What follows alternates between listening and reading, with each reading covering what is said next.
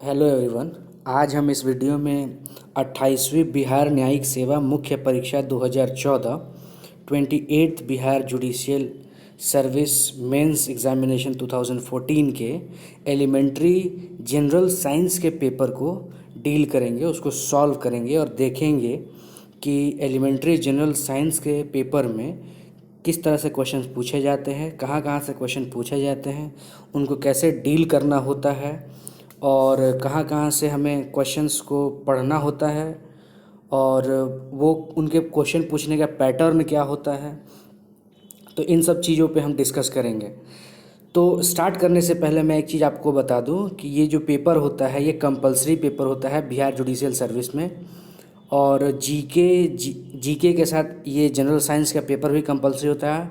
Bihar judicial service में total 5 paper जो होते हैं कंपलसरी होते हैं। पहला जीके, दूसरा general science that is GS, फिर आपको हिंदी एंड इंग्लिश, और फिर आपका हो जाता है law of evidence and procedure. तो ये जो 5 पेपर होते हैं वो आपके कंपलसरी पेपर होते हैं। तो हिंदी एंड इंग्लिश में आपको क्वालिफाई करना होता है सिर्फ, तो वो सिर्फ क्वालिफाइंग पेपर्स होते हैं। Law of evidence and procedure because of law आप तो उसको अच्छे से करते ही करते हैं, तो उसमें कोई डाउट नहीं है। बट बचता ये 2 पेपर जो जनरल नॉलेज है और जनरल साइंस है।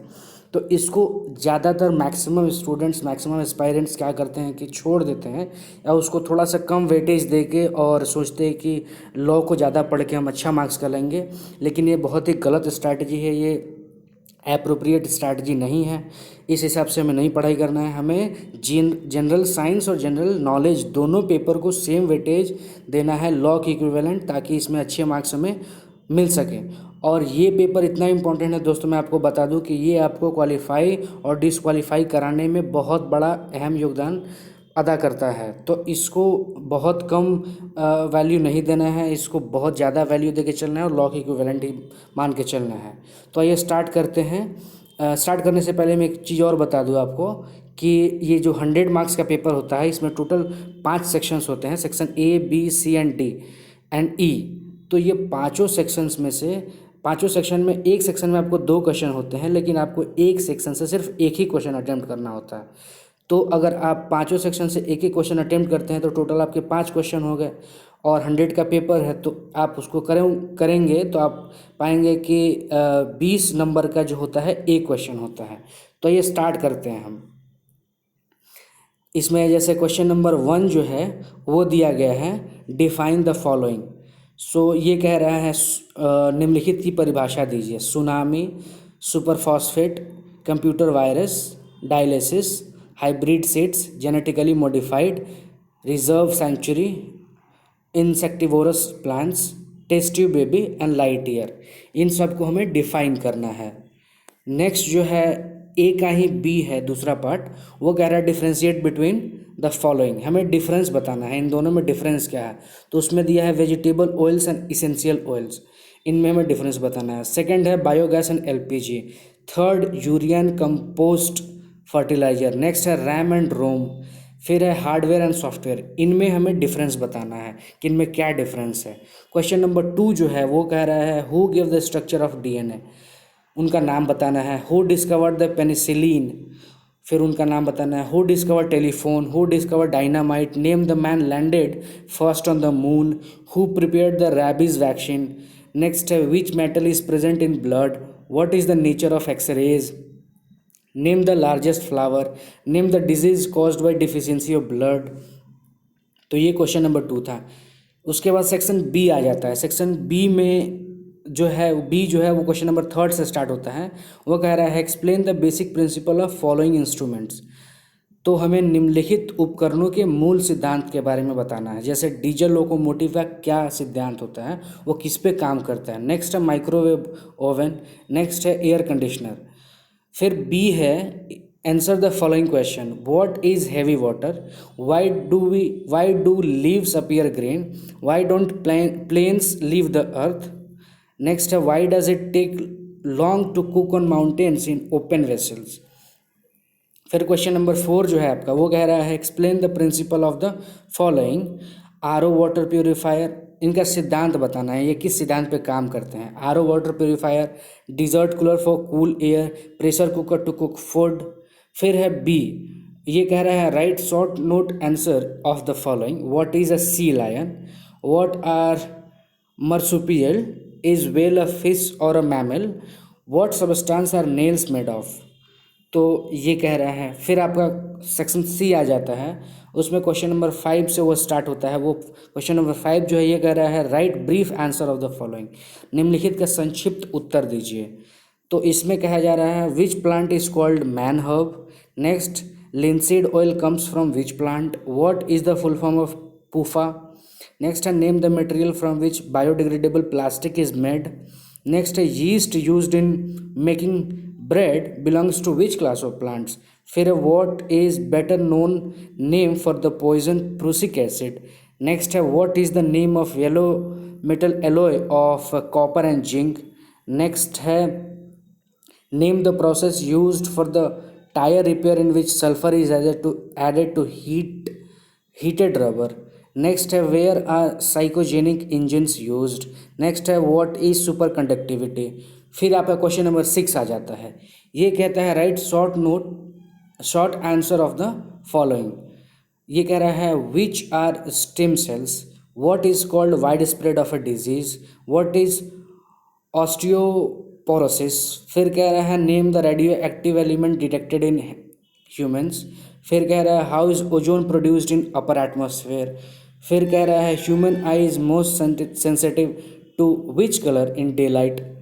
फिर कह रहा है name the first man made space craft to orbit the earth. फिर नेक्स्ट क्वेश्चन एक्सपैंड GSLV। फिर है name the rays used in colour TV to produce picture in picture tube. फिर कह रहा है what is the name of science that deals with weights and measures. हमारा फिर section start हो जाता है सेक्शन डी। इसमें क्वेश्चन नंबर 7 का जो ए है वो कह रहा है डिफरेंस बिटवीन द फॉलोइंग। इसमें ये कह रहा है निम्नलिखित में भेद बतलाइए, डिफरेंस बताना है हमें। फर्स्ट पूछा गया है फार्मिंग एंड ऑर्गेनिक फार्मिंग, फिर monocot and dicot, parasite and saprophyte, symbiont and free living, फिर है वेलोसिटी एंड एक्सेलरेशन। फिर इसी में बी जो है वो कह रहा है give brief answer to the following, name the metal ions present in hard water. फिर है हाउ इज रेनबो फॉर्म्ड। फिर है why is a gap left in rail joints, why is sky blue, why is liquid drop round. तो ये हमें इसका answer करना है कि ये क्यों है। क्वेश्चन नंबर 8 का ए जो कह रहा है give brief answer to the following, what are liverworts, what are endangered species, why does wood float on water, what is glacier, what is the name of technology to transfer information through glass fiber। तो इसका answer हमें करना है। Next जो है वो match the correct words from two groups, हमें दोनों में मैच करना है कि कौन सा सही होगा और उसको हमको आंसर कर देना है।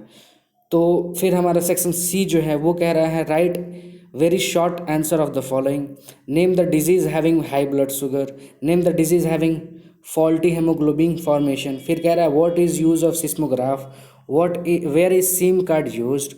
फिर कह रहा है ECG machine is used to understand the function of which organ। फिर हमारा सेक्शन ई आ जाता है जो कि लास्ट सेक्शन है। ये कह रहा है क्वेश्चन, ये सेक्शन 9 से क्वेश्चन नंबर 9 से स्टार्ट होता है।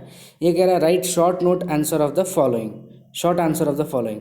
पहला which vitamin is produced by sunlight, next deficiency of iodine causes which disease, next give an example of oral vaccine, next in which unit noise is measured, next name the toxic compound of tobacco. F कह रहा है why do people snitch. फिर कह रहा है does bread contain DNA। फिर H कह रहा है व्हाट इज पीरियोडिक टेबल। फिर आई कह रहा है what is the range of visible wavelength. फिर जे कह रहा है व्हाट इज बायोडाइवर्सिटी। और फिर हमारा क्वेश्चन नंबर 10 आ जाता है जो कि लास्ट क्वेश्चन है। ये कह रहा है write short answer of the following, name the largest photochemical reaction on the planet earth. फिर कह रहा है name the most abundant organic molecule of the planet earth. फिर पूछा गया हमसे व्हाट इज नेचुरल रबर।